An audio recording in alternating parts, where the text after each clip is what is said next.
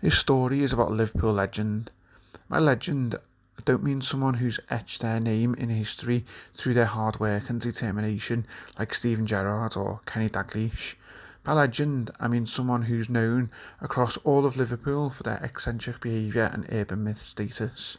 During the late 90s and early 2000s, Liverpool had two big characters whose antics would be spoken about in classrooms and offices alike. One is Tony Beep Beep and the other is Purple Aki. Today we'll talk about Tony Beep Beep. The story of Purple Aki is an interesting one, but a little too dark for this channel, but a quick Google would satisfy your curiosity.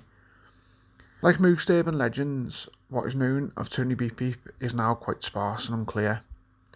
I'm a nosy git, and I always want to know the end of the story. I hate cliffhangers. I've therefore decided to interweave some fiction into the story in the interest of completeness and challenge.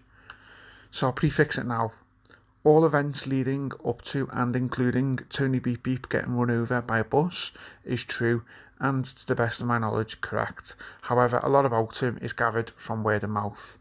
Anything after is fiction. Growing up in the 90s and the 2000s, a favourite pastime of mine was to go to Kensington Market with my mum and 78-year-old neighbour because, well, I'm a gangster.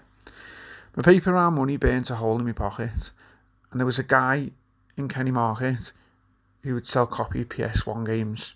We would get the bus from Dovecot through to Old Swan and into Kensington, or known locally as Kenny, in order to save milliseconds of time in talking. The best way to describe Kensington is, think of Kensington in London, now think the opposite of that. It was a shithole. Anyway, often our journey we would encounter Tony Beep Beep. He was a man in his 40s, bald and a very skinny physique. He had that 1,000-yard stare that made you realise there was not much behind it. He was known by everyone. He would stand by the side of the road and stick out his thumb. He would not want a lift. He would simply want you to beep your horn, which would lift his spirits. This is how he got his name, Tony Beep Beep. Liverpool people don't mess around.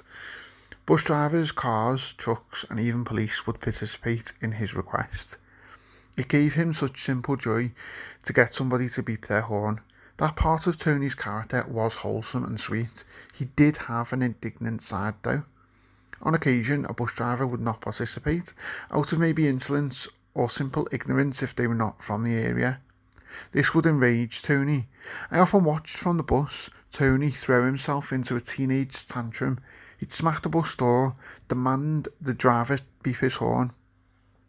This sounds quite intimidating, and you may think some passengers may be scared, but in honesty, whenever this happened, we all just laughed, and sometimes joined Tony in our faux indignation in berating the bus driver to beep his horn. It's a funny world sometimes. Tony was always smiling and laughing. I was 13 at the time. I was a very awkward child and had no friends. I found it much easier to be around adults. I somewhat understood Tony. He was an adult in age, but a child in mind. I felt I had the opposite disposition. Whenever I was near him, which was relatively often as he boarded the bus, I never felt awkward. You know, sometimes you encounter someone so different, you can feel an anxiety as you cannot control what they can do. I didn't feel this with Tony. He was quite affable. He would smile, say hello, ask me where I was going to which it would always be Kenny Market, and he'd joke something like, "Oh, get me a surprise." There was one time that the veneer of nicety fell with Tony. He was on a bus, sitting next to a woman. Now, normally in describing a woman's appearance out of manners, I would avoid a description of their personal areas, shall we say, but this time it's relevant. This woman was, I suppose, attractive and was quite well endowed. She had massive tits. Tony was obviously encouraged by this, and even as a young teenager I noticed his attention to them as being not the done thing. He was fixated, and the woman did seem physically uncomfortable with this attention. Tony then exclaimed, "Wow, they got lovely boobs. May I feel them?" Personally, I was first surprised at the formality of his request, but the whole bus made an audible gasp. The woman surprisingly took it well and didn't seem too upset. She smiled wryly, almost patronising Tony. She then said in a broad Scout accent, "Well, if you're happy to explain to me 6-foot boxer boyfriend why you'd want to feel me tits. But I don't think you want to do that, do you, Tony?" I think her knowing him and his eccentricities helped appease him. He just laughed and asked her if her boyfriend was a fan of football. I don't tell this story to shame Tony, but more to show that his ignorance and behaviour sometimes moved to the inappropriate side. I'm sure there would be other occasions where this was met with anger and possible violence. He probably needed a social worker to help him in life, but this was Liverpool and it was the 90s. Time went on and Tony became less and less prominent in Old Swan, but the story has it that he moved away and was unfortunately knocked down by a bus. Apparently he was never the same after. The story went a bit quiet with Tony. He was hardly seen out anywhere. Either he lost interest in his beeping expeditions, or people were just tired of him, no longer wanting to patronise him anymore. Maybe he oversaturated the market. Around 2005, there was a number of unsolved murders in Liverpool. Usually, murders in Liverpool are drug-based disputes, territory disputes between wannabe gangsters, or domestic violence. Not slagging Liverpool off here, I think it's quite standard for a working class area in the UK. So a number of deaths not fitting such categories get some interest. Firstly, it was the interest from the conspiracy theorists. You know, the ones that think that there's a hidden meaning in absolutely fucking everything. It then got interest from the Liverpool Echo, which in that time were actually interested in the livelihood of the local community. And then, of course, it got the interest of the police, who were often last to know, as Liverpool can be quite an insular community, mistrusting of the police. During a period of 3 years, there were 8 unexplained murders. All victims had the unfortunate death of being pushed into the road by a masked man. 5 out of the 8 victims were killed by buses. People were starting to get hysterical. The simple nature of the murders scared people into being reclusives. There was no intricate procedures you would see on telly, no feeding bodies to the pigs or poisoning them with an unknown chemical. It was a simple execution and a runaway, and it was the simplicity of it that scared the people. Michael McInerney was a cage fighter. This was at a time where professional cage fighting was at its infancy, so he therefore built a reputation of being a bit of a meathead and a hard man.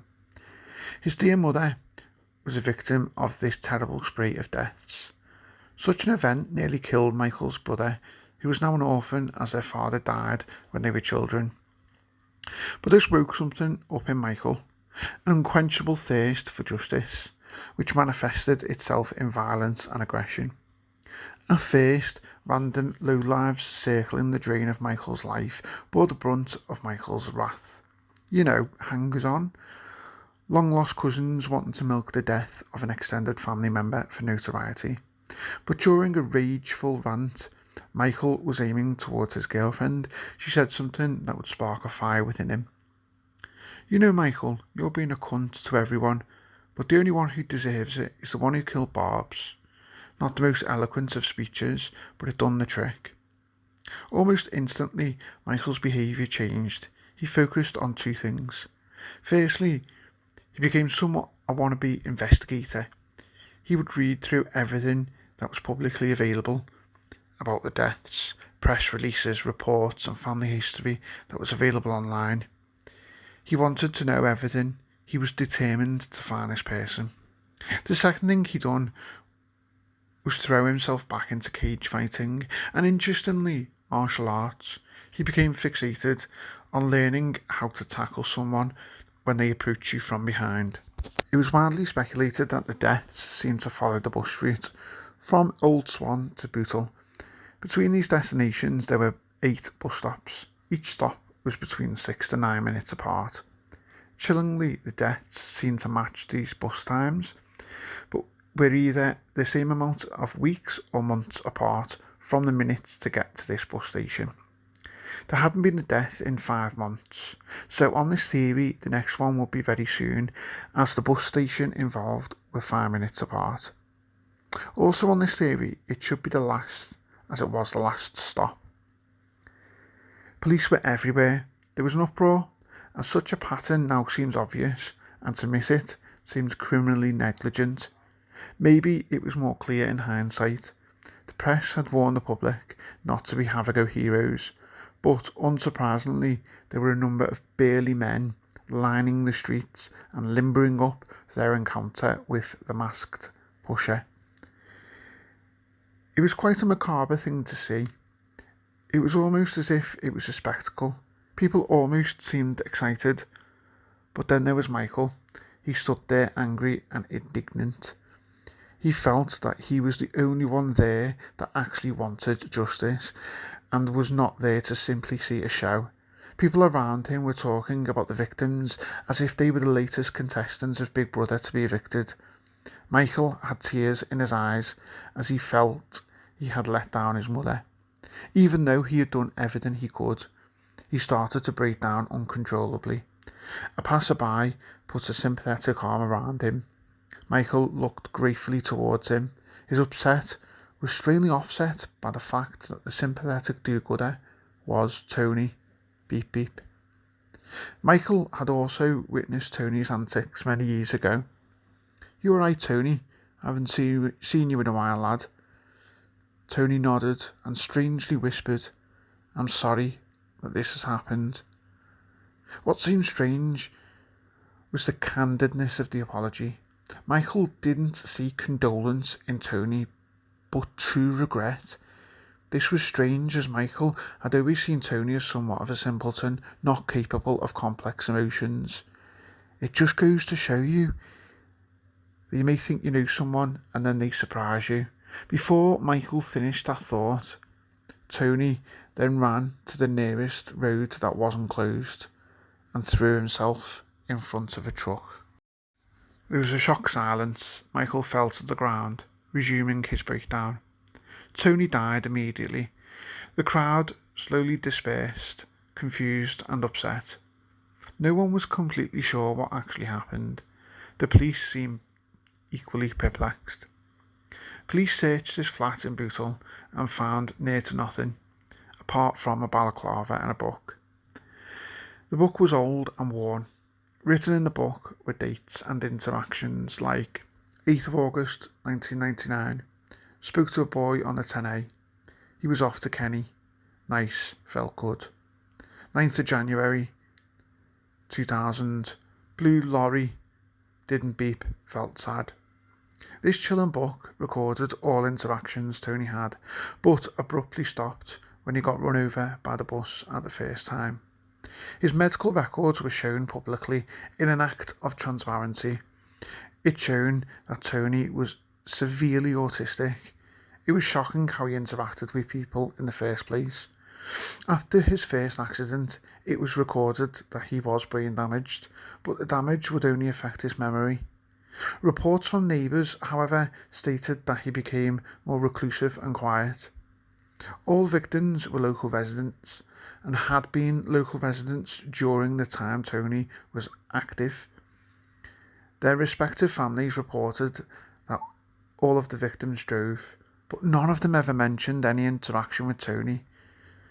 So what is unclear is whether Tony stored up grudges to finally make them pay, or whether his accident caused him to lose his shine and become bitter. Maybe he lost his faith in humanity, and that is all he had. We will never know.